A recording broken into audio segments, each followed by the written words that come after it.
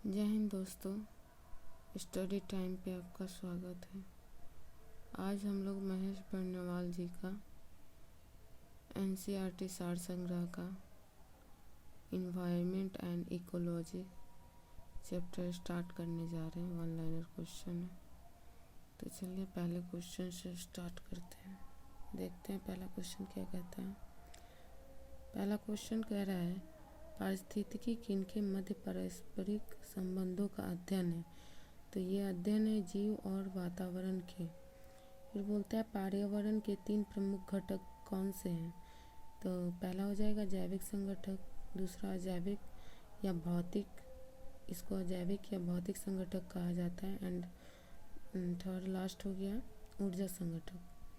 फिर बोल रहा है सर्वप्रथम गहन पारिस्थितिकी शब्द का प्रयोग किसने किया था। तो अर्नी नेस ने किया था। फिर बोल रहा है घास, स्थल, वन तथा मरुस्थल किस पारिस्थितिकी तंत्र के उदाहरण हैं। तो स्थलीय पारिस्थितिकी तंत्र के उदाहरण है। फिर बोल रहा है एक पद जो केवल जीव द्वारा ग्रहण किए गए स्थान का ही नहीं बल्कि जीवों के समुदाय में भी उसकी कार्यात्मक भूमिका का भी वर्णन करता है। तो ये हो जाएगा पारिस्थितिकी कर्मता का। फिर क्वेश्चन बोल रहा है 10% का नियम किस वैज्ञानिक ने दिया था। तो 10% का नियम किसने दिया था। रेमंड लिंडेमैन ने, रेमंड लिंडेमैन ने। फिर बोल रहा है कि 10% का नियम किससे संबंधित है। तो 10% का नियम किससे संबंधित है। ऊर्जा के खाद के रूप में एक पोषी स्तर से दूसरे पोषी स्तर तक पहुंचने से। ठीक है। फिर बोल रहा है धारणीय या अस्थायी विकास की अवधारणा सर्वप्रथम किसने प्रस्तुत की थी। तो ये प्रस्तुत की थी ब्रटलैंड कमीशन ने, जो कि वर्ष 1987 में हुआ था। ठीक है। फिर बोल रहा है नेक्स्ट क्वेश्चन कि सर्वाधिक अस्थायी पारिस्थितिकी तंत्र कौन सा है। तो ये हो जाएगा महासागर। फिर बोल रहा है परितंत्र में खाद्य श्रृंखलाओं के संदर्भ में किस प्रकार के जीव अपघटक कहलाते हैं। तो ये कवक और जीवाणु हो जाएगा। फिर क्वेश्चन कर रहा है स्थलीय पारिस्थितिकीय तंत्र में जीव भार का पिरामिड कैसा होता है। तो ये सीधा होता है अपराइट डायरेक्शन में। ठीक है। फिर क्वेश्चन कर रहा है कि जीव भार का पिरामिड किस पारिस्थितिकी तंत्र में उल्टा यानी कि उसके जस्ट अपोजिट डायरेक्शन में बनता है। तो ये जलीय परितंत्र में हो गया। ऊपर वाला क्वेश्चन क्या बोल रहा था कि सीधा बनेगा, और इधर कर रहा है कि जलीय परितंत्र में बनेगा। फिर बोल रहा है पारिस्थितिकी तंत्र में तत्वों के चक्रण को क्या कहते हैं। तो इसको कहते हैं जैव भू रासायनिक चक्र। फिर कह रहा है समुद्री वातावरण में कौन से जीव मुख्य प्राथमिक उत्पादक होते हैं। तो फाइटोप्लैंक्टन, इतना लंबा चौड़ा कॉम्प्लिकेटेड वर्ड है कि देख लीजिएगा इसको। बोल रहा है फाइटोप्लैंक्टन्स। ठीक है। फिर पारितंत्र का गतिक हृदय किसे कहा जाता है। तो पारितंत्र का गतिक हृदय किसे कहा जाता है। तो ऊर्जा प्रवाह एवं खनिज चक्र को कहा जाता है।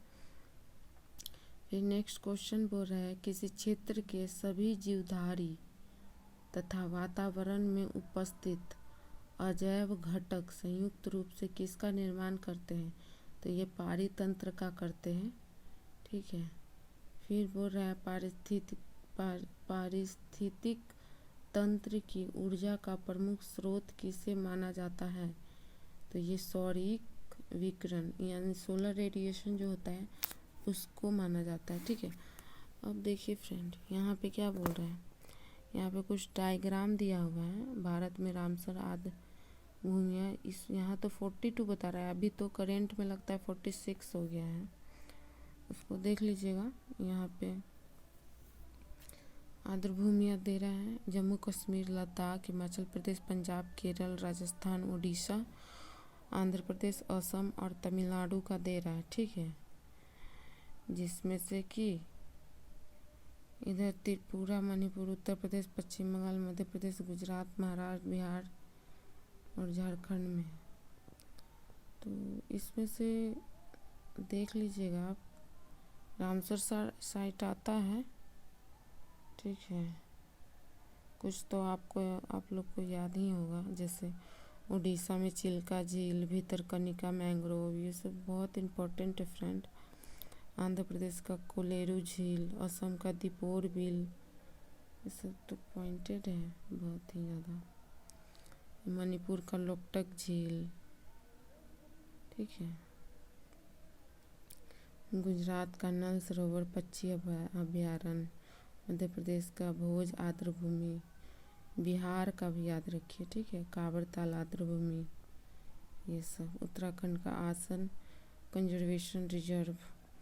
लास्ट में एक और क्वेश्चन है कि पारिस्थितिकी तंत्र शब्द का सर्वप्रथम प्रयोग किसने किया था? तो एजी टॉन्सले ने किया था, एजी टॉन्सले ने, ठीक है फ्रेंड। ये पर्यावरण और पारिस्थितिकी का जो फर्स्ट पेज था, इसका एक ही चैप्टर है, एक ही पेज में इसका ये है, ठीक है।